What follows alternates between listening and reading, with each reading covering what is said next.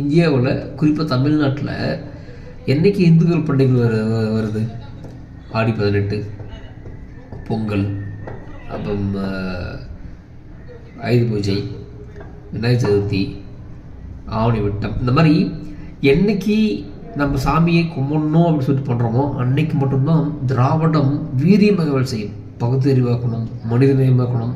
கல்லிலிருந்து உருவாக்கப்பட்ட சிலைகள் எப்படா உங்களுக்கு நல்லது கொடுக்கும், அருள் பலிக்கும் அப்படிலாம் கேள்வி கேட்பானுங்க.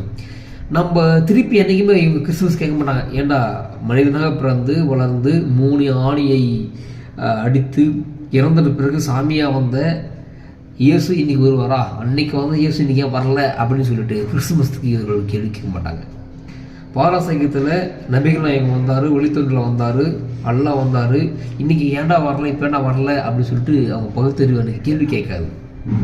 ஏன்னா இவர்கள் எல்லாமே வெளிநாட்டு கைக்கூலிகளால் வெளிநாட்டில் போகிற பிச்சைக்காக இவர்கள் இந்த உள்ள மதத்தை என்ன பண்ணுறாங்க, அசிங்கப்படுத்துகிறாங்க, இழிவுபடுத்துகிறாங்க.